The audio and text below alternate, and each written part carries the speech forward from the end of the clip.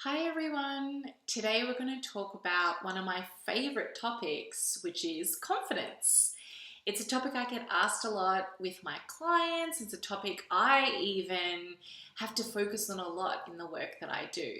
And today we're going to focus on sort of debunking what I think are the four most common myths around confidence. And so the first one is the belief that you have to have confidence before you can go out and do the new thing that you want to do.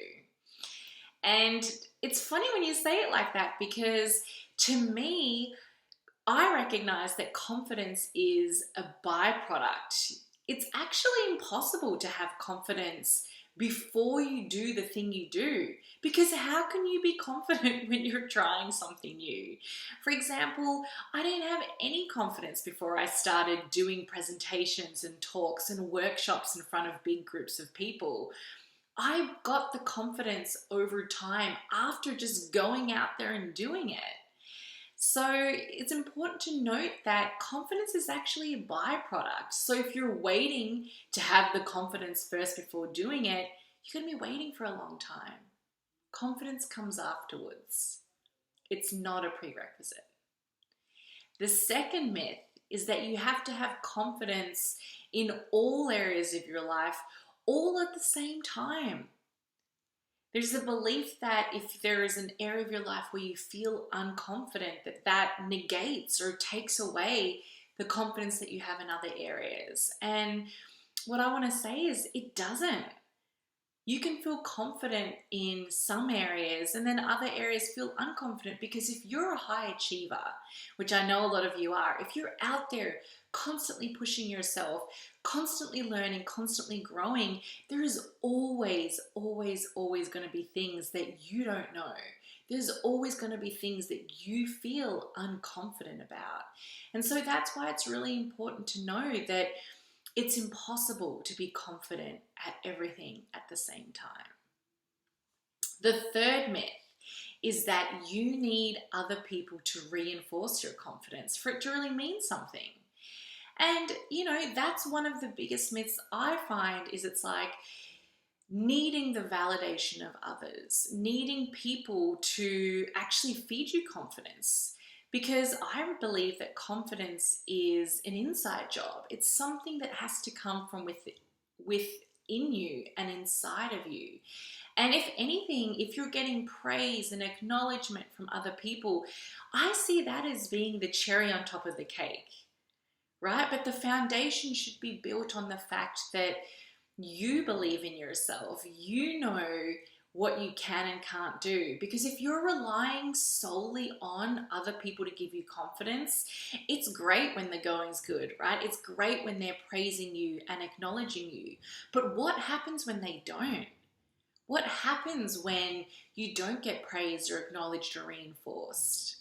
I know from experience what happens is I start feeling overlooked. I start feeling like, oh, they don't see me. It doesn't matter what I'm doing. And if anything, that starts shattering my confidence. And so you don't want to hang your confidence, your hat of confidence on someone else, right? You really want to be in control of that and own that. And it comes from the inside. It's an inside job. And then the fourth myth is that you have to fake it till you make it. And this one always just makes me laugh because I don't know about you, but for me, whenever I've had to fake something, it's actually reinforcing the belief that I don't have that thing. Because if I have to fake it, it's not present. It's not already here. And the times that I have tried to fake it, I've actually felt worse. And if anything, it's eroded my confidence even more. So to me, that's like a myth that just does not make sense. Why would you want to fake something? So they're the four myths that I'm calling out. And this is the things that I believe that you need instead of buying into those four myths. I think the first thing that you need is belief. Sort of what I talked to in some other points, but it's like belief in yourself, belief in what's possible, belief in the bigger why. That's the thing that's more important than confidence. For example, now I don't have a lot of confidence in recording videos and putting them on YouTube, right? I haven't done it a lot before. But what I do have confidence in is my belief, and my belief that it's important to share these thoughts, share these resources, to put yourself out there. So to me, that belief, that why, the why I have as an educator is just so much more important than the confidence. And you know what? The confidence is going to come as I keep doing this. I know that. The second thing is a real sense of gratitude for yourself and appreciation for yourself. It's more than just self-love, but I think it's just knowing that you're doing the best you can in this moment. Appreciating as well all of the other things that you bring to the table. Like, that's so important. And I know when I practice self-gratitude and self-appreciation, I'll find naturally that confidence just comes.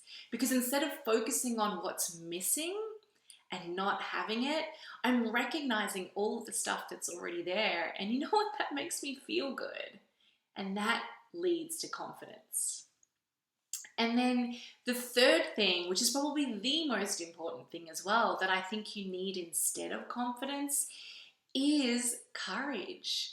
A willingness to be courageous, to be fearless, to put yourself out there no matter what.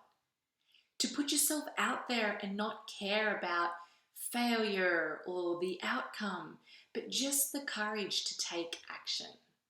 Because the more you put yourself out there, the more you lean into that courage and fearlessness, the more you'll actually get confidence as a byproduct from taking those actions. So those are my thoughts on confidence. I would love to hear what you think about it. Please feel free to post in the comments and stay tuned for more videos and more updates from us. Thanks for watching.